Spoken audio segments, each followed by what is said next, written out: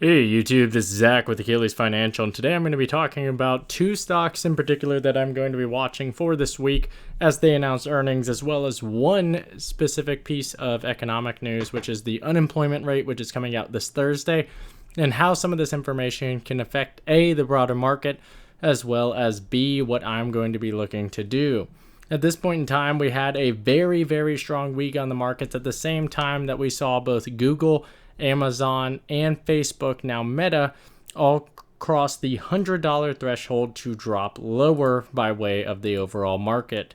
However, as you can see, associated with both the S&P 500 and the Dow Jones, both of them actually had fairly strong weeks, despite the fact that we had some of the largest earning or largest market capitalization companies in the world all drop significantly.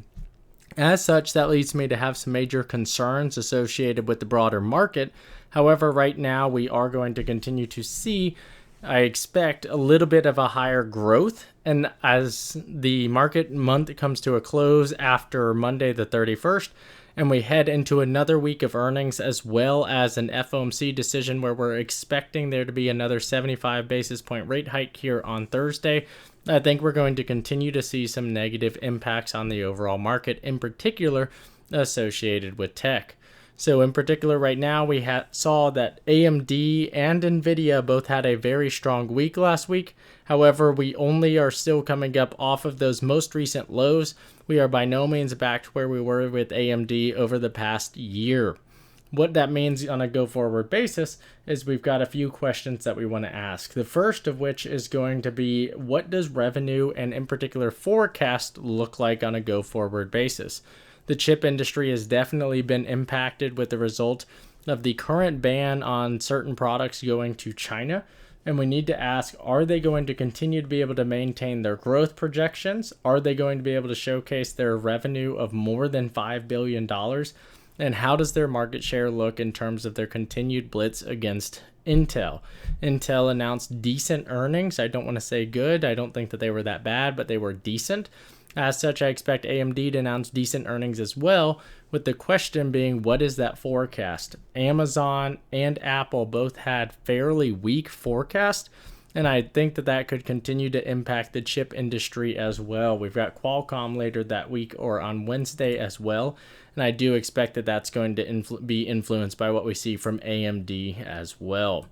However, AMD is not the only company that I'm going to be looking at this week. I also am going to be paying very close attention to DoorDash on Thursday.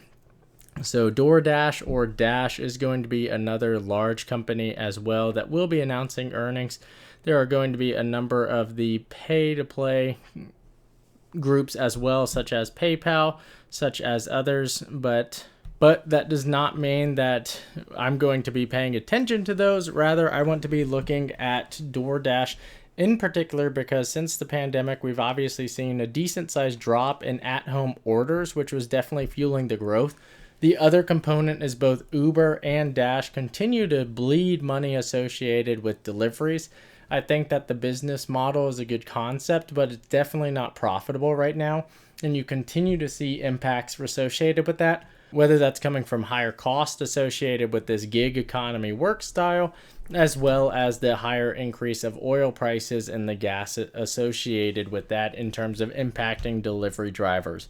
As such, I think that any uptick is a great way to shed the stock, but I don't think that we're going to see it get back to levels seen in the $200 to $300 or really the $200 range where it was at after its IPO. I'm not a fan of Uber. I'm not a fan of DoorDash, both of which are announcing earnings this week.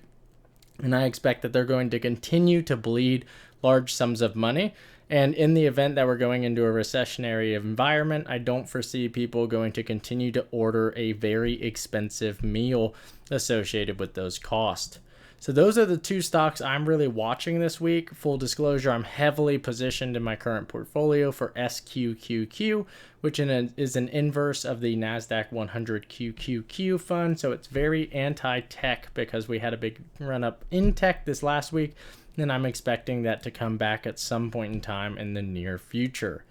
In addition to that positioning, I'm also going to be watching a number of the items that are coming out this week, inclusive of the FOMC rate decision, which will be occurring on Wednesday, and that'll be around 2 p.m. Eastern time. So the algos normally go crazy associated with that market, and we will see that slide out. And I do expect, again, 75 basis points. The other thing that I would call out is that unemployment rate that's going to be announced on Thursday. So we've got a number of items coming out, primarily that initial claims and continuing claims, and that ever-present or most important unemployment rate that we've got coming out.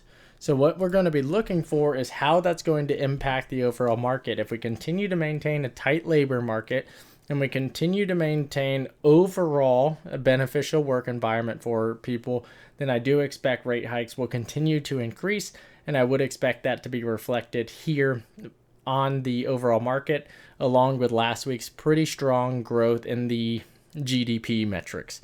So because of that, I think there's a lot of good economic news, and I think that there's a lot of bad stock news as it relates to future forecast. As such, that's why I'm presenting an option, or the way that I position myself is more to the tech short side. As such, this is everything I'm looking at. Let me know in the comment section down below what stocks or investment theses you are watching, and we'll see if we can chat about it. If you want to chat more, we do have a free to join Discord in the link in the description down below. Thanks for watching if you made it this far, and we'll talk to you soon.